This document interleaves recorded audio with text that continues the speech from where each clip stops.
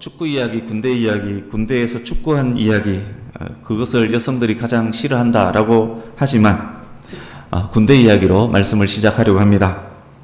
제가 포대장 출신이기 때문에 포병에 관한 이야기를 하겠습니다. 그렇지만 기본 개념은 모든 병과가 아마 비슷할 것입니다. 그러니까 25년, 30년 전쯤의 이야기입니다. 지금은 전략, 전술, 장비들이 많이 바뀌었을 것입니다. 그렇지만 기본 틀은 바뀌지 않았기 때문에 이 이야기가 현재도 그대로 적용될 것입니다. 그리고 훈련은 전쟁 상황 하에서 진행되기 때문에 이것은 전쟁 이야기이기도 합니다. 오래된 이야기이기 때문에 일부 제 기억이 틀렸을 수도 있지만 기억을 더듬어서 말씀드리겠습니다. 대대장은 이제 중령입니다. 대대장이 연대로부터 공격 명령, 훈련 때 이야기입니다. 공격 명령을 하달받고 대대 지휘소, 대대장 지휘소로 옵니다. 그때 대대 명령 수령반 집합하라 라는 명령이 떨어집니다. 명령 수령반이 누구냐 하면 대대 참모와 그리고 예하 부대 지휘관들, 그게 이제 소집 명령이 떨어집니다. 그 명령에 의해서 포대장이 무전병 대동에서 집차를 타고 대대 지휘소로 갑니다. 거기서 이제 대대장이 명령을 하달하는데 포대장이 관심을 갖고 듣는 명령이 무엇인가 하면 A 포대는, 알파 포대는 A 진지를, 브라보 포대는 B 진지를, 차리 포대는 C 진지를 몇 시 몇 분까지 점령해서 사격 준비를 완료하라, 사격 준비를 마치라. 이 명령이 굉장히 관심을 가져야 하는 그런 명령입니다. 명령 하달받은 포대장이 이제 자기 포대, 중대입니다. 자기 포대로 돌아갑니다. 가는 길에 포대 명령 수령반, 조금 전에는 대대 명령 수령반에 포대장이 포함되었지만 이제는 포대장이 자기 포대로 가면서 포대 명령 수령반 집합하라는 명령을 내립니다. 포대장이 포대에 도착하면 지정된 장소에 포대 명령 수령반, 그거는 이제 간부들하고 포반장, FDC 분대장 등등입니다. 포대 명령 수령반이 딱 집합해 있습니다.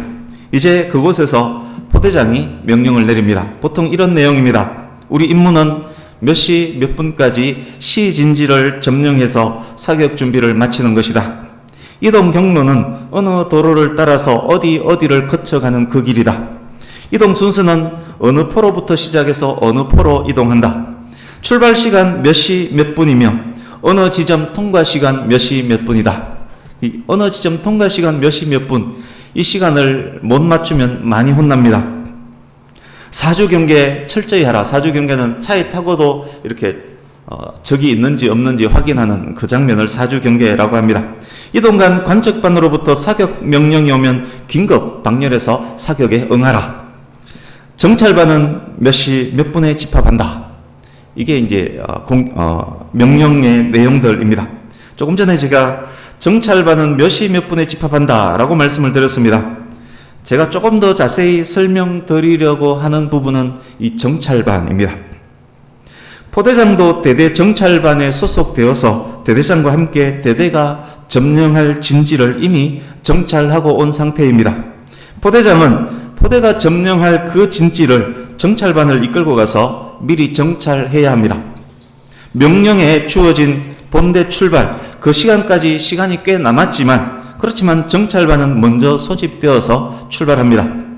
정찰반 구성이 어떻게 되는가 하면 부전포대장, 이제 전포스님하사 중사입니다. 부전포대장, 그리고 각 포반에서 6개 각 포반에서 정찰병 1명씩, 그리고 척각수, 청량반이라고 생각하면 됩니다. 척각수, 그리고 사격 지휘병, 자동화기사수, 우리가 흔히 말하는 기관단총 쏘는 사람, 자동화기사수, 통신병, 화학병, 그렇게 장교 1명에 간부 1명, 그리고 병사 약 15명, 요게 정찰반입니다. 한 개 포대 정찰반 구성입니다. 포대장과 무전병이 집차를 타고 먼저 출발하고 그 뒤를 부전포대장과 15명이 탑승한 50트럭, 2.5톤짜리 60트럭이 그 뒤를 따릅니다. 포대장은 그 길에 있을 수 있는 위험 요소들, 가용한 포대 진지를 파악합니다. 이동 중에도 적이 있을 수 있기 때문에 사주경계 철저히 해야 합니다. 드디어 포대가 점령할 그 진지에 도착합니다. 그것이 오염되었을 수 있기 때문에 모두 방독면을 착용한 상태로 하차합니다. 차에서 내리자마자 사주 경계 또 합니다. 맨 먼저 화학병이 진지가 화생방으로 오염되어 있는지 여부를 파악합니다. 오염 없음이 확인되면 방독면을 벗고 부전 포대장 지휘하에 두세 개조로 나누어서 그 주변에 총을 들고 뛰어다니면서 확실히 정찰 수색을 합니다. 그 주변에 적이 있는지 없는지를 확인합니다. 적들이 없음을 확인하면 자동 화기 사수를 적들이 올 수 있는 그곳의 길목에 매복시켜 놓고 경계를 서게 합니다. 안전을 확보한 이후 본대가 안전하게 진입해서 신속하게 사격 준비를 마칠 수 있는 그 준비를 15명의 정찰반이 미리 합니다. 척각수는 방열할 준비를 하고 청량하는 것과 비슷합니다. 방열이 뭔가 하면 포가 적들을 향해서 지향할 수 있게끔 딱 고정시키는 것을 방열이라고 하는데, 척각수는 그 방열할 준비를 하고 각 포반 정찰병은 자기 포가 들어올 위치를 확인해서 미리 작업을 하고, 사격 지휘병은 사격 준비 도판을 그리고, 유선병은 선로를 가설하고, 무전병은 포대장 가까이 따라다니면서 서로 전달사항, 이제 본대와 전달사항, 상급 부대로부터 오는 전달사항, 그 전달사항을 무전으로 통화하게끔 그렇게 보고를 해줍니다. 포대장은 이 전체 정찰 활동을 꼼꼼히 체크하면서 잠재 위험 상황까지 미리 조치를 합니다. 시간이 좀 더 지났습니다. 그 기간 동안에 정찰병은 계속 본대가 들어올 준비를 합니다. 저 멀리서부터 우렁찬 엔진 소리가 들리고 먼지 구름이 보입니다. 본대가 오고 있습니다. 정찰병들이 진지 입구에서 은폐한 상태로 대기하고 있다가 자기가 안내할 차량이 들어오면 차량 앞에서 뛰면서 차량과 포를 인도합니다. 사격 지휘소 차량, 그리고 첫 번째 포에서 6포까지 탄약차, 예비차 등등 11~2대의 큰 차들이 쭉 들어와서 자기 위치에 정확하게 안전하게 도착합니다. 이게 야간 상황이라 할지라도 안내병들이 야간에 미리 예행 연습까지 철저히 하기 때문에 야간이라도 안전하게 자기 포 위치 그곳에 정확히 딱 들어갑니다. 화포가 방열을 완료하고 사격 준비를 마칩니다. 이제 어떤 사격 명령이 떨어질지라도 즉각 사격 가능한 상태가 되었습니다. 포대장이 이끄는 정찰반이 먼저 가서 안전을 확보하고 사전 준비를 해두었기 때문에 가능한 일이었습니다. 이제 본대는 포병 본연의 임무인 화포 사격으로 전방 부대를 지원하면 됩니다. 그러니까 훈련 때 이 부분이 가장 중요한 부분입니다. 포 쏘는 것이 가장 중요하겠지만 그 포를 쏘기 위한 이 준비 단계 매우 중요한 그런 훈련입니다. 방금 말씀드린 이 상황을 조금 더 확장해 보겠습니다. 포대장이 이미 대대장이 이끄는 정찰반에 포함되어서 대대가 점령할 진지를 정찰했다는 말씀을 드렸습니다. 대대장도 마찬가지입니다. 이미 연대장이 이끄는 정찰반에 포함되어서 연대 작전지역 정찰을 마쳤습니다. 연대장도 마찬가지입니다. 이미 사단장이 이끄는 정찰반에 포함되어서 사단 작전지역 정찰을 마친 상태입니다. 그 넓은 곳을 어떻게 정찰하느냐라고 생각할 수 있겠지만 높은 사람일수록 그냥 지도를 갖고 정찰을 합니다. 지도를 갖고 그리고 아래에서 올라오는 보고를 듣고 정찰을 한다라고 생각하시면 됩니다. 그 위로 계속 올라가도 마찬가지입니다. 사단장은 군단 정찰원으로, 군단장은 군사령부 일원으로 사전 정찰을 합니다. 군사령관, 육군본부, 국방부에 소속되어서 각 지휘관들이 정찰을 반드시 마칩니다. 결국 정찰의 최고 주관자는 국군 통수권자인 대통령입니다. 대통령의 전쟁 수행 의지에 의해서 전쟁 지역이 정찰되고 전쟁 명령이 하달되고 결국 포대장에게까지, 결국 각계 병사에 이르기까지 명령이 전달되고 전군에 의해 그렇게 전쟁이 수행되는 것입니다. 그렇게 확장할 때 정찰이 무엇입니까? 정찰이란 전쟁 자체에 애로점은 없는지, 승리에 방해가 되는 어떤 세력은 없는지 그것을 미리 확인하는 것, 그것이 정찰입니다. 결국 정찰이란 전쟁에서 승리할 수 있는지를 미리 확인하고 전쟁에 이길 수 있도록 미리 준비하는 것이라고 할 수 있습니다. 그러니까 정찰이란 미리 이겨놓는 활동이라고 할 수 있는 것입니다. 전쟁에 꼭 필요한 일입니다. 현대 전쟁도 마찬가지입니다. 전쟁 승패 여부는 이 정찰에 있습니다. 정찰 활동의 결과에 따라서 대통령에 의해 전쟁 수행 여부가 결정되는 것입니다. 미리 이겨 놓아야만 전쟁에서 이길 수 있기 때문입니다. 미리 외교전을 펼치고, 미리 심리전을 펼치고, 미리 우세한 장비로 적들을 제압하고, 미리 특수부대를 투입하고, 미리 적 요인, 핵심 시설, 장비들을 미리 무력화시켜버리고, 그런 이후에, 다 이겨놓은 이후에 지상군을 투입해서 진입작전을 합니다. 이겨놓은 전쟁이라야만 지상군이 안전하게 신속하게 진입해서 승리의 깃발을 그곳에 꽂을 수 있는 것입니다. 그래서 정찰이라는 것은 이길 수 있는지 이길 수 없는지, 만약 이길 수 없다면 미리 이길 수 있도록 만들어 놓는 것, 그것이 정찰이라고 할 수 있습니다. 지난주에 19절에서 28절 말씀으로 전했습니다. 짧게 복습을 하겠습니다. 눈으로 보시면서 정찰, 이 개념을 잘 기억하시면서 들으시면 좋겠습니다. 12명의 정찰병을 가나안에 투입했습니다. 그런데 여호수아와 갈렙을 제외한 대부분의 정찰병들이 지휘관 모세의 뜻에 부합하지 못했습니다. 하나님의 명령인 가나안 진입이라는 사명에 초점을 맞추지 못했습니다. 명령권자인 하나님, 출애굽하게 하신 하나님의 능력을 바라보지 않고 튼실한 적들의 성읍과 그곳에 있는 거인들을 주목했습니다. 하나님에 대한 믿음이 없었습니다.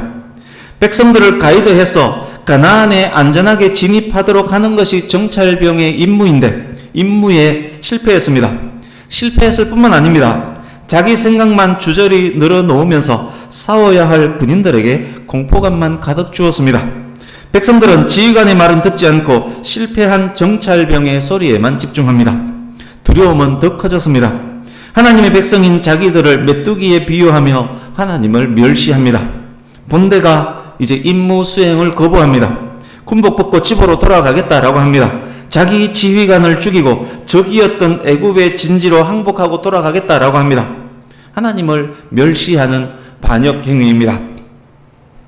군인에게 반역은 사형에 처할 죄입니다.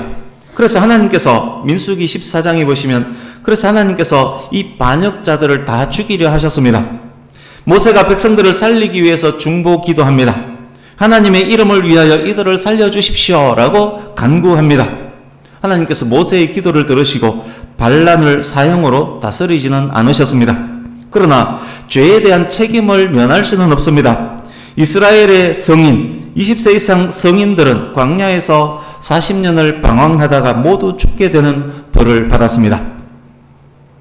여러분, 불순종으로 말미암아 이스라엘이 감당해야만 했던 손실과 손해가 얼마나 큽니까?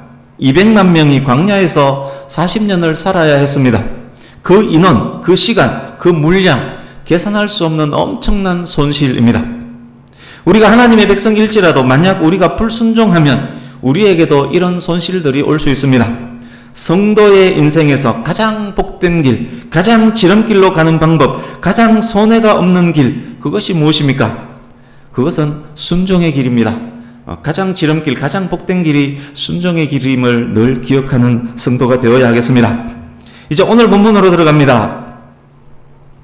하나님의 뜻을 거스리고 자기 뜻대로 정탐하고 자기 생각으로 정탐 결과를 보고했던 정탐꾼들, 정탐꾼의 보고로 인해 더욱 두려워하는 백성들, 모세가 그들을 설득하기 시작합니다.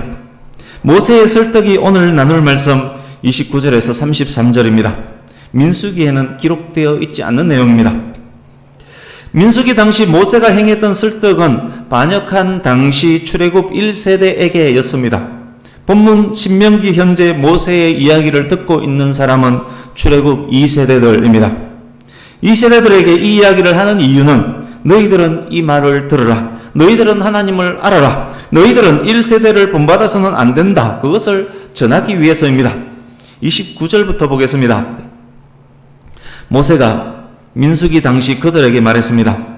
그들을 무서워하지 말라. 두려워하지 말라. 같은 의미를 가진 다른 단어를 반복해서 사용했습니다. 그만큼 백성들이 무서워하고 있었다는 말입니다. 그만큼 두려워하지 말라를 강조해야 했다는 말입니다. 이제 30절입니다. 모세가 무서워하는 그들에게 하나님을 상기시킵니다. 그렇습니다. 세상이 무서울 때, 적들이 무서울 때 우리는 하나님을 기억해야 합니다. 세상이 커 보일 때, 적들이 강해 보일 때 더 크고 더 강한 하나님을 바라보면 됩니다. 혹시 맞닥뜨려야 하는 세상이 무섭고 두려운 분 있습니까? 시선을 하나님으로 향하면 됩니다. 하나님께 시선을 고정하고 우리는 무엇을 보고 무엇을 알아야 합니까? 본문을 보시면 됩니다. 하나님은 우리보다 먼저 가시는 우리의 하나님입니다. 그것을 알아야 합니다. 하나님은 우리보다 먼저 가시는 우리의 하나님입니다. 먼저 가셔서 무엇을 하시는 것입니까? 우리를 위하여 우리 앞에서 모든 일을 행하십니다. 애굽에 내려진 10가지 재앙을 보았고 갈라진 홍해 바닥을 밟고 건넜습니다. 이스라엘 백성들이 그 모든 것을 실제로 보았습니다. 먼저 가셔서 미리 안전하게 해두셨기에 애굽에서 나올 수 있었고 안전하게 홍해를 건널 수 있었던 것입니다. 우리 주보 오른쪽 하단에 있는 출애굽기 23장 27절 먼저 읽습니다. 같이 읽습니다. 시작. 내가 내 위엄을 내 앞서 보내어 내가 이럴 곳에 모든 백성을 물리치고 내 모든 원수들이 내게 등을 돌려 도망하게 할 것이며. 아멘. 하나님께서 먼저 가셔서 미리 이겨놓는다는 말씀입니다. 출애굽이 바로 그런 하나님의 역사였습니다. 사무엘하 5장 24절도 같이 읽습니다. 시작. 뽕나무 꼭대기에서 걸음 걷는 소리가 들리거든 곧 공격하라. 그때에 여호와가 너보다 앞서 나아가서 블레셋 군대를 치리라 하신지라. 아멘. 블레셋과 전쟁하는 다윗에게 하신 말씀입니다. 모세의 하나님은 또한 다윗의 하나님이셨습니다. 하나님께서 먼저 가셔서 블레셋을 미리 제압해 놓는다는 말씀입니다. 그렇습니다. 하나님은 올라가라, 차지하라, 두려워하지 말라, 주저하지 말라 그렇게 명령만 하시는 분 아닙니다. 두려워하지도 주저하지도 않고 점령할 수 있도록 함께 싸워주시는 분입니다. 출애굽 1세대들에게 그렇게 역사하셨던 하나님께서 2세대들에게도 똑같이 행하실 것입니다. 다윗을 비롯한 모든 하나님의 백성들에게 그렇게 역사하셨습니다. 지금도 그렇게 역사하십니다. 하나님께서 우리를 위해서 싸우실 것입니다. 저와 여러분에게도 그렇게 행하실 것입니다. 결국 29절은 무슨 말씀입니까? 하나님께서 미리 정찰을 다 하셨다는 말씀입니다. 하나님께서 지휘관이 되셔서 하나님의 천사들에게 지시하셔서 이스라엘이 안전하게 가나안을 정복할 수 있도록 조치를 벌써 다 해놓으셨다는 말씀입니다. 포대장이 15명 거느리고 정찰해도 믿고 안전하게 진입할 수 있었습니다. 천지와 만물을 만드신 하나님, 전능하신 하나님, 만군의 하나님 여호와께서 미리 정찰해 놓으셨다면 얼마나 더 안전하겠습니까? 국가가 이미 이겨놓은 전쟁터에 지상군이 용감하게 진입할 수 있었다면 하나님께서 이미 이겨놓으신 전쟁터라면 얼마나 더 용감하게 진입할 수 있겠습니까? 이제도 너희를 위해 싸우실 것이며 이제도 너희를 위해 싸우실 것이며 앞서 행하셨던 하나님께서 앞에만 계속 계시는 것 아닙니다. 하나님께서는 또한 이제도 항상 함께 행하시며 우리를 위해 싸워주십니다. 그가 나를 푸른 풀밭에 누이시고 쉴만한 물가로 인도하십니다. 사망의 엄침한 골짜기로 다닐지라도 함께 하십니다. 주의 지팡이와 막대기가 나를 안위하십니다. 세상에 이보다 더 안전한 전쟁이 어디에 있습니까? 하나님의 백성이 세상에서 무엇을 무서워하고 두려워할 수 있다는 말입니까? 이미 이겨놓은 전쟁입니다. 담대하게 진입하면 됩니다. 순종하면 전쟁 승리는 주어집니다. 그래서 올라가서 점령하라고 명령하신 것입니다. 하나님께서 다 준비해 놓으셨기 때문입니다. 하나님께서 왜 이렇게 하시는 것인가요? 하나님의 사랑 때문임을 지난주에 설명을 드렸습니다. 그렇다면 하나님의 사랑은 어떤 사랑일까요? 31절 보십시오. 하나님의 사랑을 인간의 언어로는 완벽히 표현할 수가 없습니다. 그래도 표현하려고 노력한다면 부모의 사랑에 비유하는 것입니다. 하나님의 사랑은 부모가 아들, 딸을 꼭 껴안는 것과 같은 사랑입니다. 하나님의 사랑은 자녀의 삶 모든 길에서 붙잡고 안아주는 것과 같은 사랑입니다. 하나님께서 하나님의 백성을 그렇게 사랑하셨습니다. 그래서 출애굽하게 하셨고 홍해를 건너게 하셨고 만나로 먹이셨습니다. 광야를 무사히 지나게 하셨고 결국 가데스 바네아까지 이르게 하셨습니다. 저와 여러분에게도 동일한 사랑으로 안아주셨습니다. 지나온 삶을 한번 되돌아보십시오. 지금 와서 보니 살아왔던 길에서 하나님께서 붙잡고 안아주셨음을 알 수 있지 않습니까? 나의 나됨은 그렇게 안아주신 하나님의 사랑과 은혜 때문 아닙니까? 죄의 종으로 살고 있는 우리를 십자가 은혜로 구원하셔서 하나님 자녀 삼아 주셨습니다. 가로막고 있는 홍해 때문에 어쩔 줄 몰라 하며 울고 있었을 그때에 홍해를 무사히 건너게 하셨습니다. 목말라 할 때, 먹을 것 없어 굶고 있을 때 바위에서 샘물 나게 하셨고 하늘에서 만나를 내려주셨습니다. 본문 속 이스라엘이 경험했던 그 모든 것, 그것을 우리는 이미 경험하지 않았습니까? 그 모든 것이 우리가 경험한 아버지의 사랑 아닙니까? 이제 32절입니다.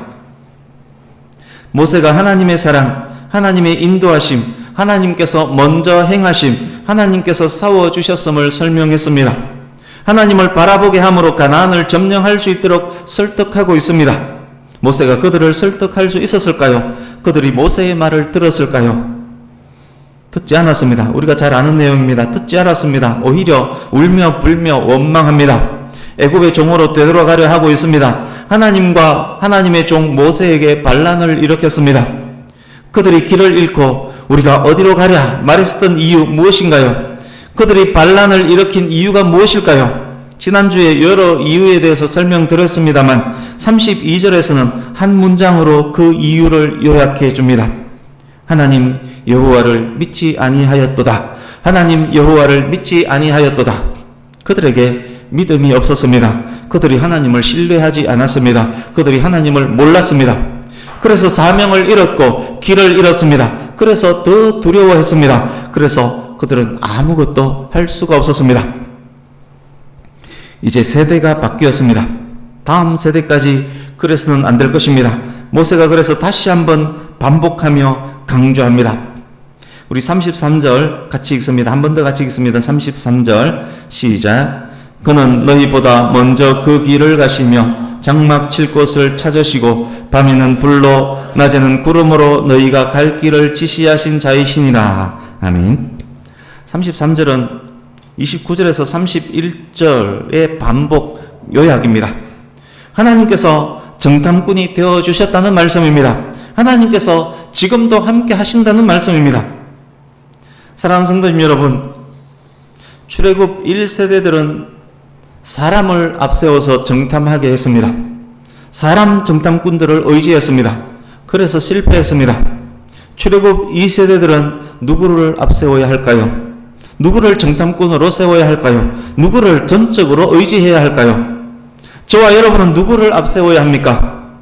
우리를 위해 정찰하시는 하나님, 하나님을 앞세우고 믿고 신뢰하고 따르면 됩니다.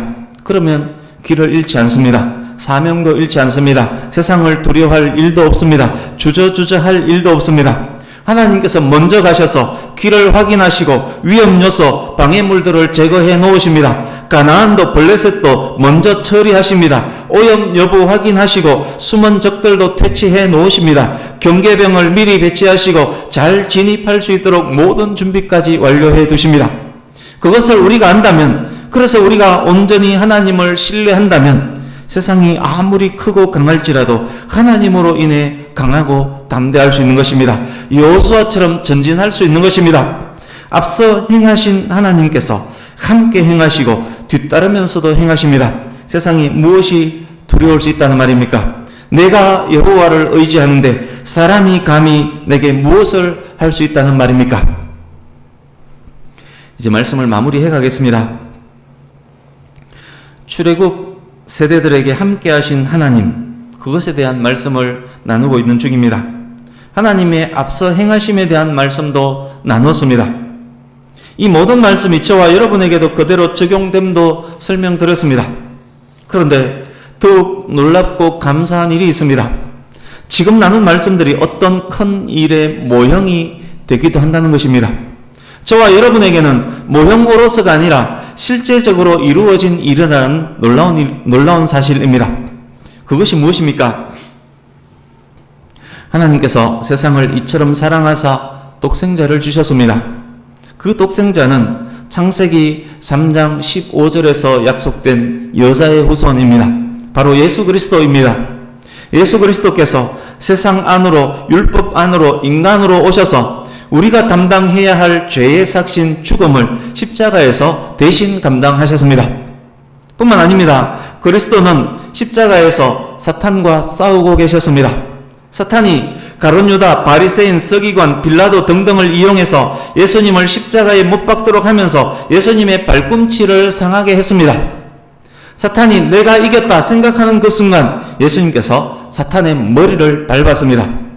여자의 후손이 내 머리를 깨부술 것이다. 창세기 3장 15절 말씀입니다. 여자의 후손이 네 머리를 상하게 할 것이요 에서 상하게 하다의 원어는 분쇄하다, 박살내다 라는 의미입니다. 그러니까 여자의 후손이 네 머리를 깨부술 것이다 라는 그 예언이 십자가에서 성취된 것입니다.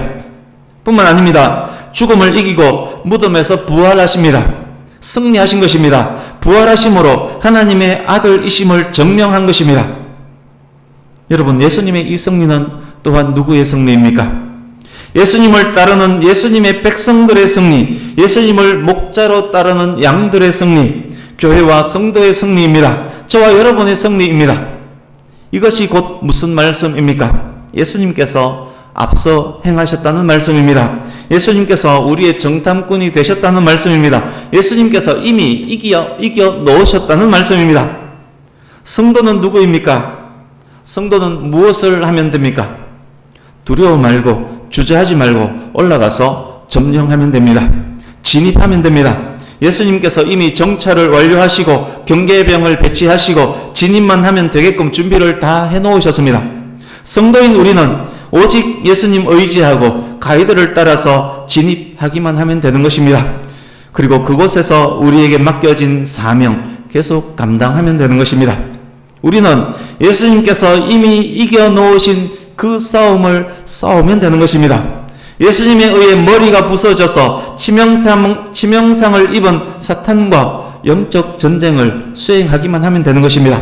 세상 두려워할 것 없습니다. 세상의 거인들 두려워할 것 없습니다. 사탄도 우리가 두려워하지 않는데 사탄의 졸개들이 뭐가 두렵습니까? 예수님 의지하고 하나님의 전신갑주 입고 우리에게 주어진 가나안 향해 진군하면 되는 것입니다. 하나님께서 앞서 행하시고 하나님께서 우리의 싸움을 싸우시고 하나님께서 함께 행하십니다. 우리에게 필요한 것, 그것은 오직 믿음과 믿음의 순종입니다. 그것만 있으면 우리는 넉넉히 이기는 것입니다. 말씀 네 곳을 찾아서 함께 읽으려고 합니다. 한 절 한 절 모두가 전하고자 하는 오늘 말씀의 결론입니다. 본문 말씀을 통해서 저와 여러분에게 주시는 하나님의 귀한 음성으로 읽으면서 귀한 음성으로 들으시길 바랍니다. 여호수아 1장 9절 같이 읽습니다. 구약성경 320페이지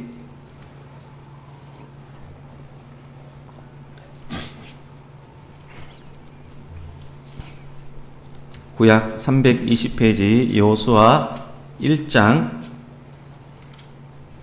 9절 같이 읽습니다. 시작. 내가 네게 명령한 것이 아니냐? 강하고 담대하라. 두려워하지 말며 놀라지 말라. 내가 어디로 가든지 내 하나님 여호와가 너와 함께 하느니라 하시니라. 아멘. 이제 이사야서 41장 10절을 읽습니다. 구약성경 1017페이지 이사야서 41장 10절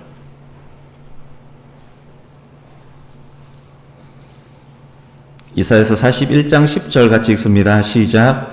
두려워하지 말라. 내가 너와 함께 함이라. 놀라지 말라. 나는 내 하나님이 됨이라. 내가 너를 굳세게 하리라. 참으로 너를 도와주리라. 참으로 나의 의로운 오른손으로 너를 붙들리라. 아멘. 이제 마태복음 10장으로 갑니다. 신약성경 15페이지 마태복음 10장 29절에서 31절을 같이 읽습니다. 마태복음 10장 29절에서 31절 같이 읽습니다. 시작. 참새 2마리가 한 아사리온에 팔리지 않느냐? 그러나 너희 아버지께서 허락하지 아니하시면 그 하나도 땅에 떨어지지 아니하리라. 너희에게는 머리털까지 다 세신 바 되었나니 두려워하지 말라. 너희는 많은 참새보다 귀하니라. 아멘. 이제 요한계시록 1장 17절 18절입니다. 신약 399페이지 요한계시록 1장 17, 18절.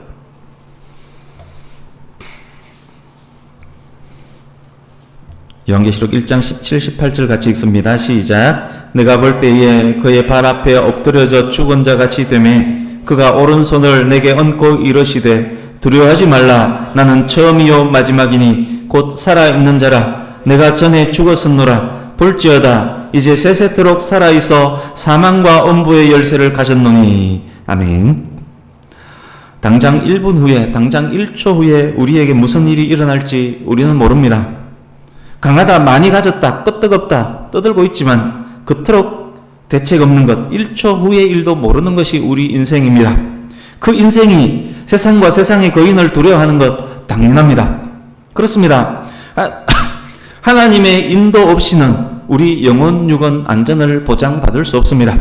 하나님의 도우심 없이는 우리가 강할 수도, 담대할 수도, 승리할 수도 없습니다. 이제 말씀을 마칩니다.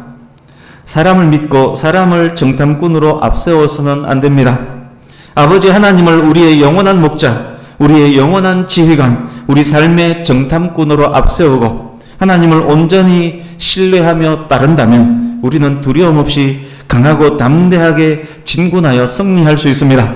그 승리는 하나님 나라에까지 이를 것입니다. 사망과 엄부를 이기고 하나님 나라에서 영원히 살게 될 것입니다. 이 승리가 영원한 천국에 이르는 그날까지 저와 여러분 일생에 늘 있기를 예수님 이름으로 축복합니다. 말씀을 믿는 그 말씀에 순종하며 따를 때 이 승리는 항상 우리에게 있을 것입니다. 승리하는 저와 여러분의 가정 가문 되기를 예수님 이름으로 축복합니다. 아멘. 기도하겠습니다.